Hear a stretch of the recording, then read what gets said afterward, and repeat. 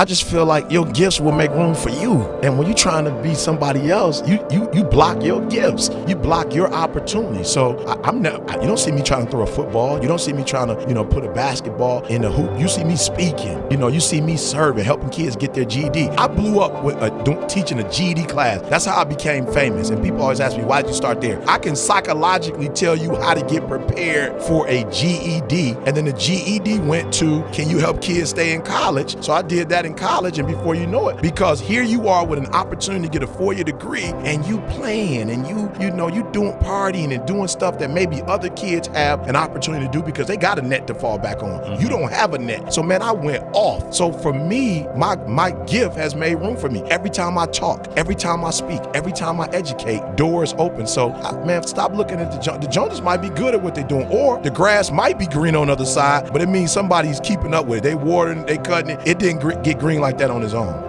For some of you, the next level is just accepting that you belong there. Like forgetting your past, forgetting where you come from, not worrying about what you think you don't have yet. Just relax and you belong there. So the next meeting after, they trained me and we talked, the next call was like, yo, E, what you doing tomorrow? I'm like, I don't know, what's up? He was like, Warren Buffett's coming to town. I'm only inviting 30 people to come and I want you to be one of them. I'm like, I'm there. This is when you got to catch this one. There's a reason why I'm in this room, and I'm not the 4th richest person in the world, but I must be rich at something. I just don't know what it is. But I have to be a billionaire in an area, because if I wasn't a billionaire in the area, they wouldn't have attracted me. So I'm looking like, those malls you go to with the Louis and the Prada and my man sitting there, he was the dude that owned those. Then I would watch the game, the Cleveland Cavaliers game, and he would be sitting next to Dan at every game. They all own property, like billions of dollars worth of property. And I started doing my homework and I was like, ooh, I see what they don't have. While they have money and they do business, they don't have the human experience.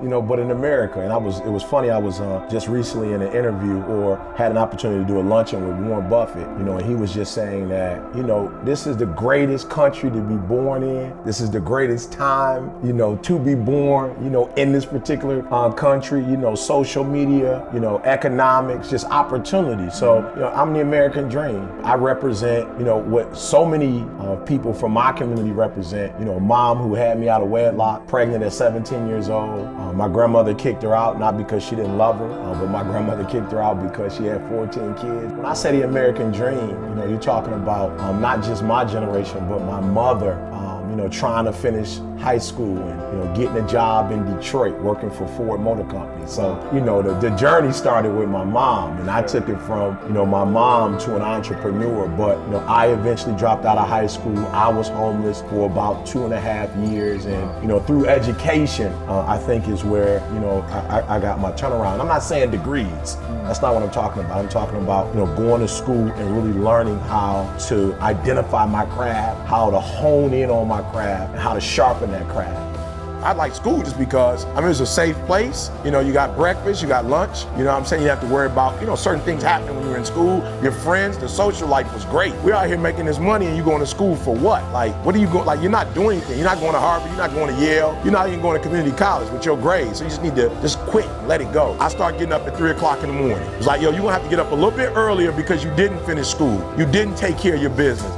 Can't get up the same time another man who gets up, who handle his business. And so for me, it was like, you gotta discipline yourself. You might have the same experience they had, so you just gotta discipline yourself. I do vegan most of the time, and I tell people all the time, I love fried chicken. I love macaroni and cheese. I love a lot of dessert. But in my family is diabetes. So it's like, yo, E, if you do what they do, then you're gonna get the results they got. But if you wanna be with Didi for the next 30, 40 years, you wanna be able to walk. I wanna be able to walk at 60, at 70. I wanna be independent at 80 if I can be. So I'm gonna have to make some sacrifices now